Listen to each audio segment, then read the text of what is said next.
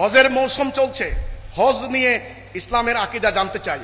হজের উদ্দেশ্য দুটি, এক জাগতিক, দুই আধ্যাত্মিক। জাগতিক হচ্ছে মুসলিম উম্মাকে আল্লাহ রাব্বুল আলামিন রাসূলের মাধ্যমে ঐক্যবদ্ধ করলেন। 5 ওয়াক্ত নামাজের মাধ্যমে ঐক্যবদ্ধ হওয়ার প্র্যাকটিস, আনুগত্য করার প্র্যাকটিস, আল্লাহর হুকুম মানার প্র্যাকটিস। এবার সপ্তাহে একদিন জুমার নামাজে ঐক্যবদ্ধ হয়ে তারা, এটা কংগ্রেস মুসলমানদের ইংরেজিতে বললে কংগ্রেগেশন মানে হলো আপনার হলো সমাবেশ করা, জুমা জামাত, এই জামাতবদ্ধ হয়ে এখানে একদিকে আল্লাহর আনুগত্য করবেন, আরেকদিকে মুসলমানদের সমাজে বিরাজিত সমস্যা নিয়ে আলাপ আলোচনা করবেন, সংকট দূর করবেন, বিচার ফায়সালা করবেন। এই তৃতীয় হলো চূড়ান্ত পর্যায়ে হজের ময়দান, সেখানে আরাফাতের ময়দানে একত্রিত হয়ে মুসলিম উম্মার যাবতীয় সংকট সমাধান করবেন। উম্মার নেতা হবেন একজন, উম্মার হুকুম মানবে আল্লাহর। এই উম্মা কোথায় কোথায় নিপীড়িত হচ্ছে সেগুলার সিদ্ধান্ত গ্রহণ করা হবে হজের ময়দানে।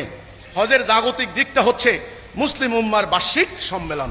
এবার আধ্যাত্মিক দিকটা হচ্ছে একজন মোমেন যখন আল্লাহর প্রতি ঈমান আনে, তাকে মনে রাখতে হবে তার এই দুনিয়ার জীবনে যা কিছু আছে তার পরীক্ষা।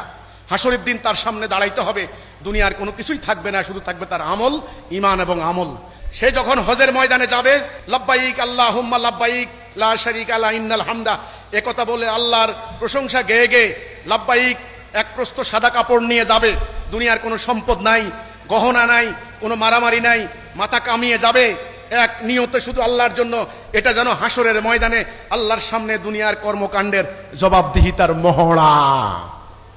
ক্লিয়ার? তাহলে হজের কয়টা দিক? জাগতিক এবং আধ্যাত্মিক। জাগতিক হলো মুসলমানদের ঐক্যবদ্ধ করার একটা প্র্যাকটিস, আধ্যাত্মিক হলো আল্লাহর সামনে দুনিয়ার যাবতীয় কর্মকাণ্ডের জবাবদিহিতা করার একটা প্রশিক্ষণ। এই জন্য তওয়াফ করে, এই জন্য শয়তানকে ঢিলা মারে, এই জন্য সাফা মারোয়া দৌড়াদৌড়ি করে, একটা সিলেবাস আছে তো নাকি? তো এই হচ্ছে হজের উদ্দেশ্য। আজ মুসলমানদের হজ যদি একজন জাতির নেতা একজন হইতো, আল্লাহর কোরআন দিয়ে রাষ্ট্র চলতো, পুরো উম্মাহ যদি হজের ময়দানে একত্রিত হয়ে সমস্যা সমাধানের জন্য আলোচনা করত, তাহলে বিশ্বের বুকে কোনো মুসলমানের উপরে আঘাত করার হিম্মত কারো হইতো? কারো হইতো?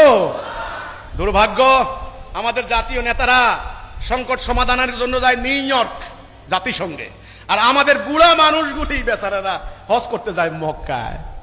এই জন্য ভাই, আমি আহ্বান করব মুসলিম বিশ্বকে, আসুন আগামীতে হজ হচ্ছে, এই হজে এমন সিদ্ধান্ত নিন যেন কোনো কাফের বেঈমান, কোনো পরাশক্তি কোনো মুসলিম ভূখণ্ডের উপর আঘাত করার সাহস না পায়।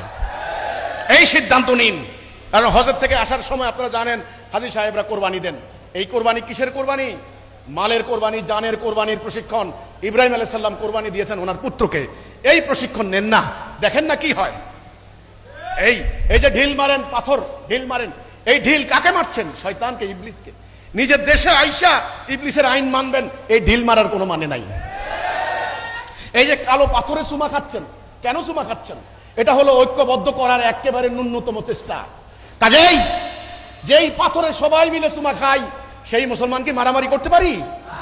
কাজে দেশে আইসা এই দল ওই দল মারামারি করলাম, ওখানে যাইয়া পাথরে চুমা খাইলাম, এর কোনো মানে নাই।